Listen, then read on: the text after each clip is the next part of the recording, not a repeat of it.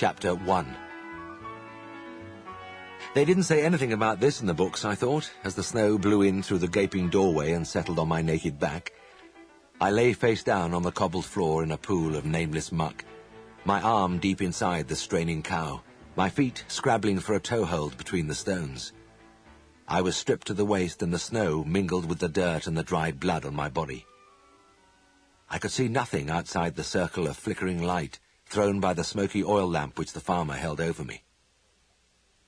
No, there wasn't a word in the books about searching for your ropes and instruments in the shadows, about trying to keep clean in a half-bucket of tepid water, about the cobbles digging into your chest, nor about the slow numbing of the arms, the creeping paralysis of the muscles as the fingers tried to work against the cow's powerful expulsive efforts.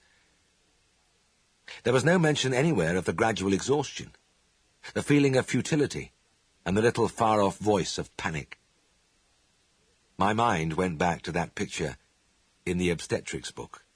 A cow standing in the middle of a gleaming floor while a sleek veterinary surgeon in a spotless patrician overall inserted his arm to a polite distance.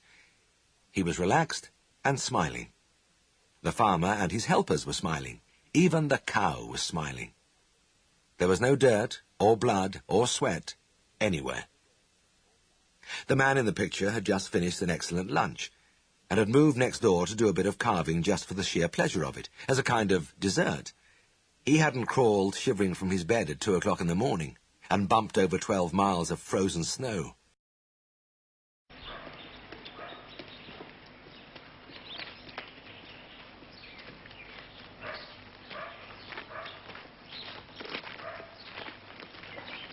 Mrs. Bond, I presume?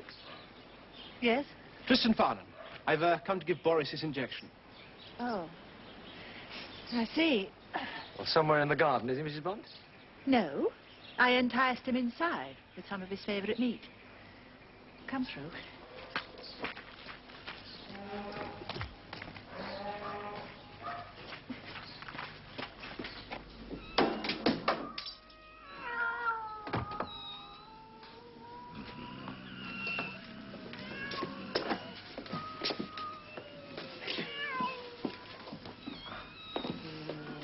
This is my husband, Alfred. Mr. Bond? You'll be needing these, I expect. Ah. Where is the cat, Mrs. Bond? In the basket. Well, I'll leave you to it. Right.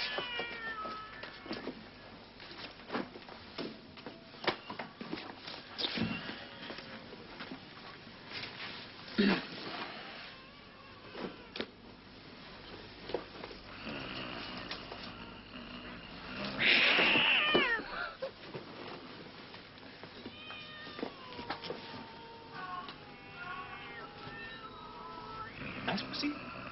Nice pussy.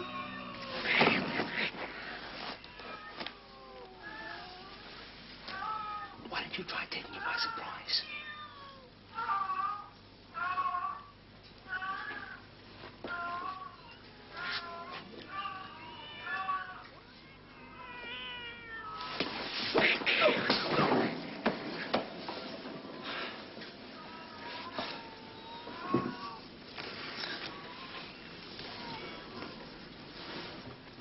Maybe you could just shoo him this way, James.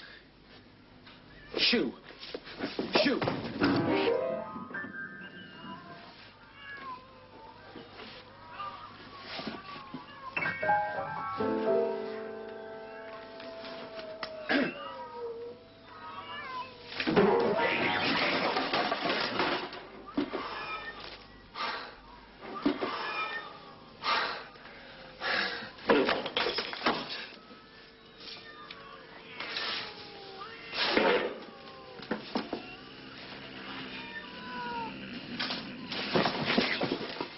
Sorry.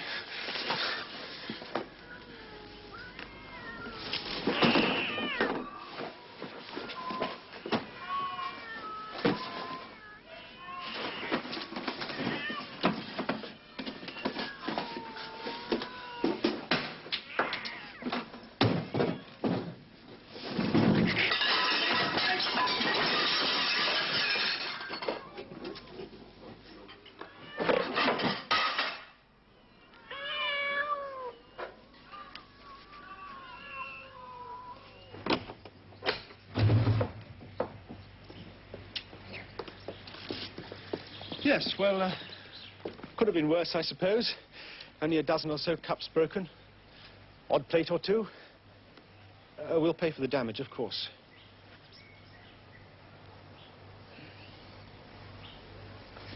And I'll thank you, Mr. Herriot, not to bring that young man here again.